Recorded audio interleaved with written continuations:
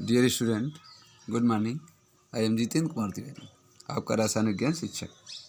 बच्चों, आज का टॉपिक है नाभिक। नाभिक से रिलेटेड हम सारे टॉपिकों पे डिस्कस करेंगे।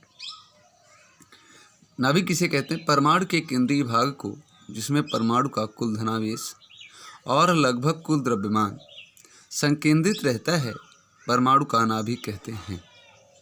परमाणु नाभिक की रचना प्रोटॉनों और न्यूट्रॉनों से होती है। कहने का मतलब क्या हुआ कि बच्चों, परमाणु के केंद्रीय भाग को, जिसमें परमाणु का कुल धनावेश और लगभग कुल द्रव्यमान संकेंद्रित रहता है, परमाणु का नाभिक कहलाता है।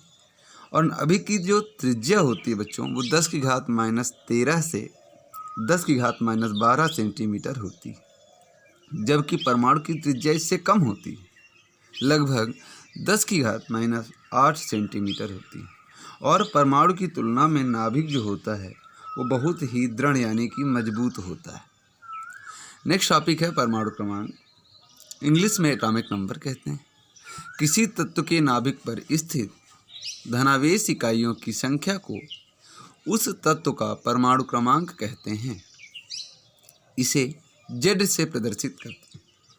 कहने का मतलब क्या हुआ बच्चों कि किसी तत्व के परमाणु नाभिक पर स्थित जितना भी धनावेश होता है, उसकी संख्या को उस तत्व का परमाणु क्रमांक कहते हैं, और इसको हम जेड से प्रदर्शित करते हैं। कहने का मतलब क्या हुआ, किसी तत्व के परमाणु नाभिक में उपस्थित प्रोटॉनों की संख्या भी उस तत्व का परमाणु क्रमांक कहलाती है। बच्चों, ये हमने हाइड्रोजन ले लिया है, इसका एक इलेक्ट्रॉन के में जाएगा, 1 प्रोटॉन होगा।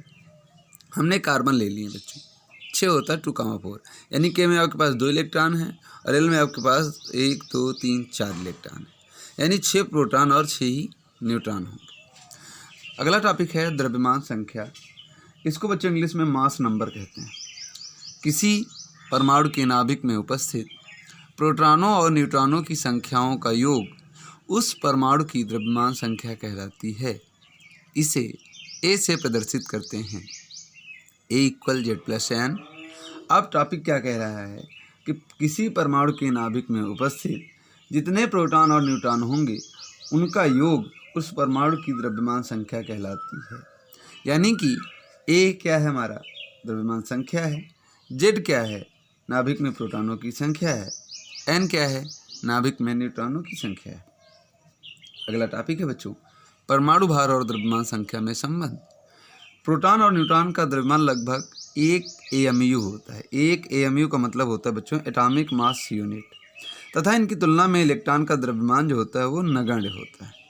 तो परमाणु भार कहिए या परमाणु द्रव्यमान कहिए, अप्रॉक्सीमेटली लगभग बराबर होता है द्रव्यमान संख्या। परमाणु द्रव्यमान लगभग नाभिक में प्रोटॉनों की संख्या प्लस नाभिक में न्यूट्रॉनों की संख्या। अगला टॉपिक है समस्थानिक। समान परमाणु क्रमांक परंतु भिन्न परमाणु द्रव्यमानों के परमाणुओं को समस्थानिक कहते हैं। क्लोरीन के 2 समस्थानिक Cl1735, Cl1737। यानी इसमें टॉपिक क्या कह रहा है कि अगर परमाणु क्रमांक समान है लेकिन अगर परमाणु द्रव्यमान भिन्न भिन्न है तो उसको हम समस्थानिक कहते हैं।